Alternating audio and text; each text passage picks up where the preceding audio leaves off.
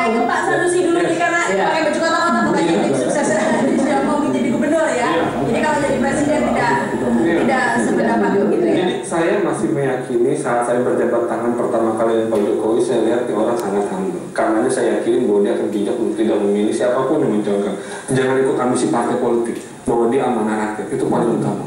Jangan lihat besarannya, tapi lihat bagaimana dia memberikan sumbangsi buat warga yang betul-betul membutuhkan. Saya mau mencontoh sistem yang Pak Jokowi bangun sudah baik, tapi nggak jalan sama.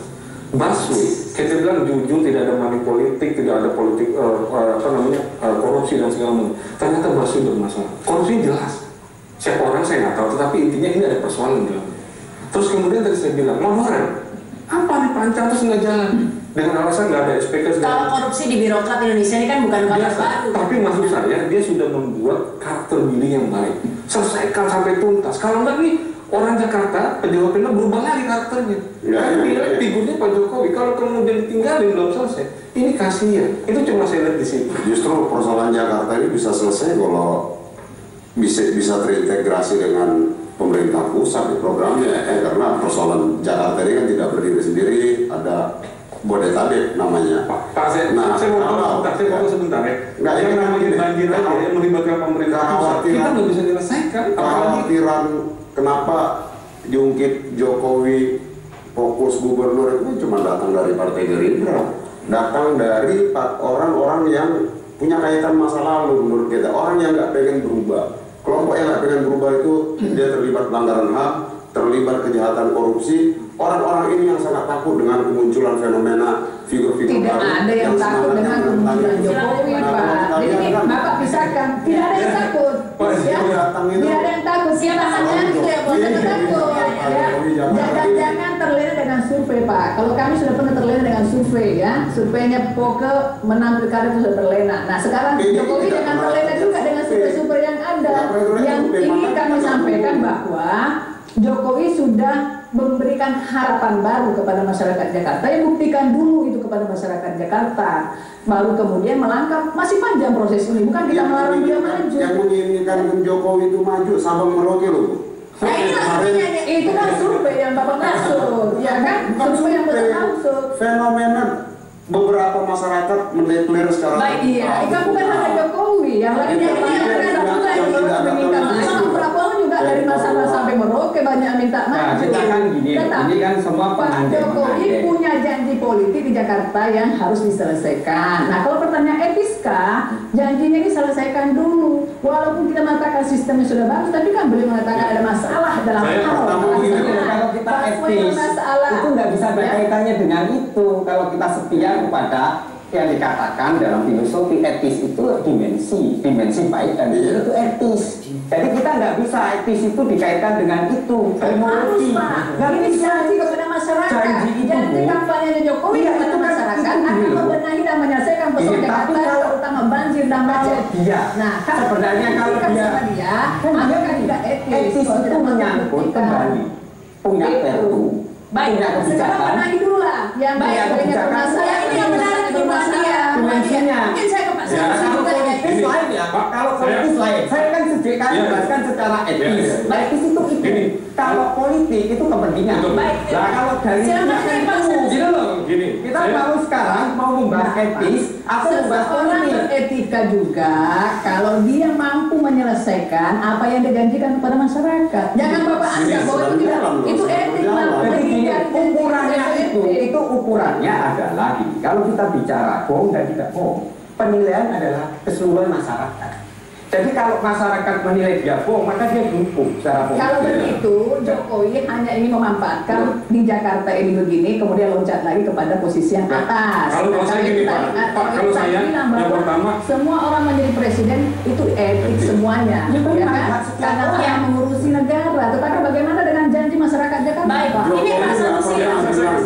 Saya kasih bahwa saya tidak pernah bicara siapapun boleh mencalonkan itu bebas. Prabowo dari demokrasi.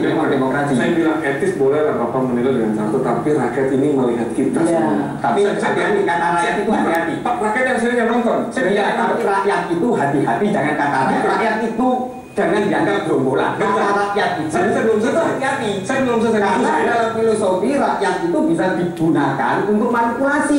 Ini bahaya. Jadi saya lebih baik kata rakyat itu apa dulu. Jadi mungkin dijelaskan. Makanya saya bilang, ini rakyat lagi nonton TV. Saya bilang rakyat lagi nonton TV. Kita ada berempat.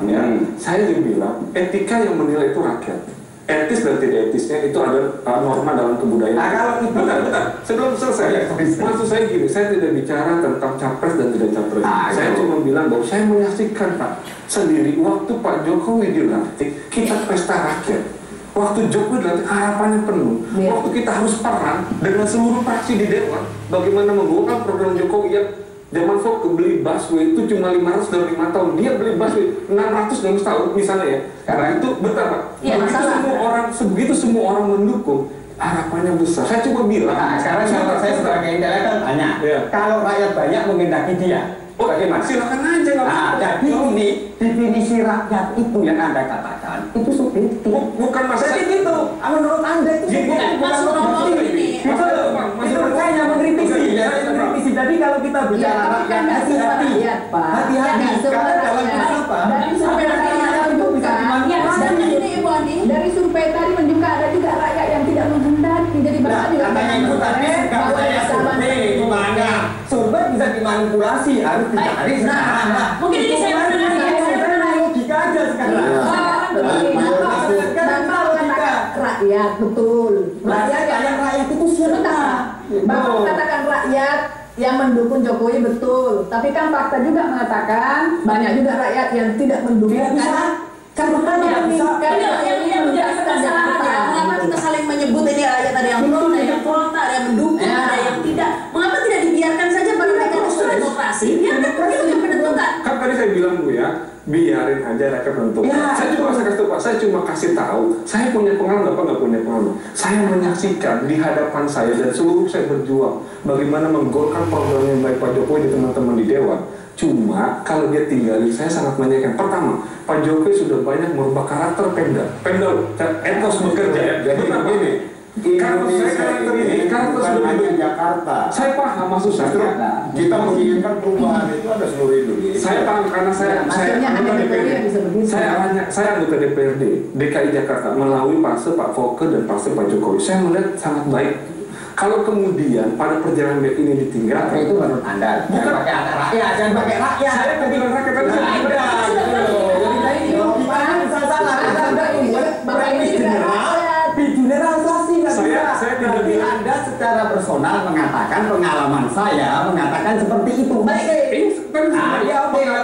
Ini pengalaman saya, benar yang pengalaman saya. Kemudian bagaimana saya memobilisasi program-program Pak Jokowi buat Oke. Kemudian pada saat kejadian sekarang, di mana etika orang sudah mulai berubah, kalau Pak Jokowi tinggalin itu menjadi persoalan. Baik, Pak Hansi, meskipun Anda ini menyampaikan itu kan gini loh. Asumsi jangan pakai rakyat gitu. Saya ingin katakan rakyat gitu loh. Rakyat itu berbahaya. Tadi saya bilang rakyat loh Pak. Nah iya, menurut beberapa orang. Itu pengalaman saya. Iya, tapi kan ada keri antara kata. Ya, tapi ini sudah beralih lewat itu. Jadi Anda tadi kan menyayangkan ya. Saya bilang, saya bilang, oke itu tadi saya bilang saya saksi data. Saya melihat, saya jelasin ya sebentar ya. Saya bilang ini sudah berubah karakter. Baru pertama kali di Jakarta, di Indonesia itu lelang jabatan, tapi nggak berhasil. Perlu perubahan lagi. Tender pakai e-budgeting nggak berhasil, harus dirubah lagi. Kalau kemudian pemimpinnya pergi, ini siapa yang merubahin lagi? Saya cuma menyayangkan. Tidak pergi, masih jadi presiden. Maksud saya tanya yang berdasar sekarang. Silakan ini Bu Andi ya. Kalau Pak Sanusi tadi kan menyayangkan gitu ya, tapi tidak keberatan artinya. Menyayangkan saja. Kalau Bu Andi bagaimana ya? Itu kalau soal hak Jokowi, bebas lah. soal haknya PDIP atau partai lain apabila ini mengusung Jokowi, ya kita bicara hak clear sampai di situ. Tetapi ketika kita bicara tanggung jawab akan berbeda posisinya karena Jokowi sudah dideklar memberikan harapan kepada masyarakat Jakarta untuk memimpin Jakarta memberikan perubahan. Nah ini belum selesai dilakukan oleh beliau, sudah mau misalnya nanti kalau dicalonkan terpaksa dia meninggalkan janji-janjinya tadi, komitmennya tadi. Nah sejauh mana tanggung jawabnya? Jangan-jangan nanti orang mengatakan, ini memang upaya untuk meninggalkan persoalan-persoalan yang belum tuntas, ya kan, yang juga mungkin beliau jangan-jangan nggak sanggup juga menyelesaikan persoalan Jakarta, sehingga ingin menghindari itu. Ini nampak oleh presiden dia mampu menyelesaikan Jakarta karena APBD-nya itu paling banyak dominan daripada APBN-nya untuk dongkrak persoalan Jakarta. Karena bukan hanya budgeting, tetapi persoalan sumber daya manusia, pegawainya dan lain-lain. Di Indonesia ini bukan hanya Jakarta, itu salah satu bagian dari Indonesia. Kita bicara Jakarta. Masyarakat itu menghendaki pemimpinnya yang jujur, tulus, mau bekerja untuk masyarakat, kenapa tidak? Nah itu yang fenomena itu yang muncul hari ini, saat ini, dari Sabang sampai Merauke, semua bicara Jokowi, semua semangatnya. Semua itu siapa Pak? Dari partai kami nggak bicara begitu. Oh iya. Ini dalam etika, dari partai Gerindra nggak dalam begitu. etika ada istilah Dari minus masyarakat malu. umum belum tentu Jadi juga. dalam etika ada minus malu. Kalau kepentingan lebih banyak bisa mengorbankan kepentingan yang lebih sedikit, itu prinsip minus malu dalam etika. Kalau itu paham Pak. Itu minus malu. Nah, sekarang kan ini mengandekan. Saya kan mengandekan juga kalau itu tidak bersalah. Kalau secara etis secara minus malu nggak salah. Nah itu kan secara etis kan. Aku sesuai dengan tema ini. Secara etis minus malu nggak salah. Menurut Romo, minus malu. memang Jakarta membutuhkan Jokowi, tapi sebenarnya bukan hanya Jakarta, Indonesia yang lebih besar Kan lagi. saya bilang PDIP besok relatif silakan. Gerindra ngatur itu. Cuma saya secara saya pribadi, saya sekretaris tim pemenang namanya. Saya cuma menjaga, saya melihat orang itu, lihat mukanya dia, saya kasih ya. Dan Pak Jokowi itu humble, jangan kemudian ambisi partai politik menekan dia untuk menyatakan atau ini pribadi ya. itu pribadi itu baik itu. Kemudian saya mau cerita lagi, aparatur pemerintah di daerah, Pemda DKI sudah banyak merubah karakter cara kerja etos. Tapi kalau kemudian walaupun belum sempurna, sangat belum sempurna, perlu sentuhan Pak Jokowi lebih panjang. Tapi kalau kemudian tidak bisa, sentuhan itu juga diinginkan masyarakat banyak. Iya, maka saya bilang silakan. Kan gini, bukan bicara berangkat dari saya menginginkan, tapi potretnya kan masyarakat. Oh iya, silakan. Saya bilang silakan. Gerindra nggak ada masalah, nggak ada persoalan. Cuma saya bilang saya menyayangkan. Saya menyayangkan, saya nggak bicara Gerindra takut sekali. Jangan kau bilang nggak bermasalah. Gerindra mungkin itu sampai perjanjian batu tulis pun yang nggak ada, diada-adain. Jadi saya hanya sekadar untuk menghadang laju Jokowi yang itu pasti mengalahkan Prabowo. Saya mau cerita satu kunci. Pak Prabowo bilang siapapun tidak ada persoalan. Yang pertama, yang kedua, di hadapan saya Pak Prabowo, ada Pak Jokowi dan Pak Ahok. Dia cuma bilang gini, saya minta Anda jadi gubernur, saya akan perjuangkan jadi gubernur karena saya cuma mau. Kalau tiba-tiba Ahok jadi wapresnya gimana nih? Gerindra sikapnya gimana? Gimana sikapnya Gerindra? Enggak ambil kata itu pengambilan. Karena Ahok mau loh orang mau dia mengatakan kalau saya dicalonkan saya juga